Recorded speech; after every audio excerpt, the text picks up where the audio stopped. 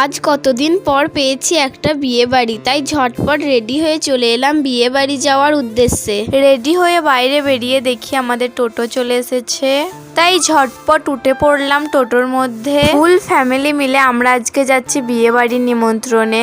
সবাই মিলে হাসি ঠাট্টা করতে করতে চলে এলাম বিয়ে বাড়িতে। বিয়েটা হচ্ছিল একটা লজের মধ্যে।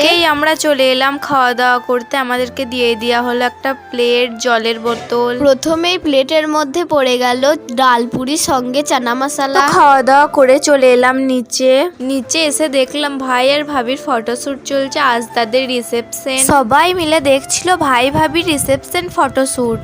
কিছুক্ষণ বসে থাকার পর শুরু হলো দিদির বিয়ে পড়ানো। দুজনের একসঙ্গে বিয়ে হচ্ছিল। ভাইয়ের হচ্ছিল রিসেপশন আর দিদির হচ্ছিল বিয়ে। তারপর উপরে ডাকা হলো দুপুরের খাওয়ার জন্য। আমি চলে এলাম প্যান্ডেলে খাওয়া দাওয়া করবার জন্য। প্রথমেই পড়ে গেল প্লেট আর জলের বোতল। আজকে অনেকটাই গরম ছিল, খুবই গরম করছিল।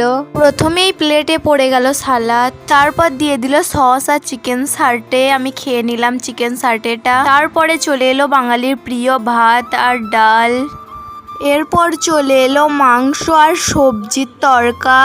আমাদের ভাত খাওয়া কমপ্লিট। ওখানে আইসক্রিমও দিয়েছিল, তাই নিচে এসে আমরা আইসক্রিম খেয়ে নিলাম। পান মশলাও দিয়েছিল টোটোতে আসবার সময়। পান মশলাটা খেতে খেতে চলে এলাম বাড়ি। আজকের ব্লগটা এই পর্যন্তই, আবার দেখা হবে নেক্সট ব্লগে। টাটা।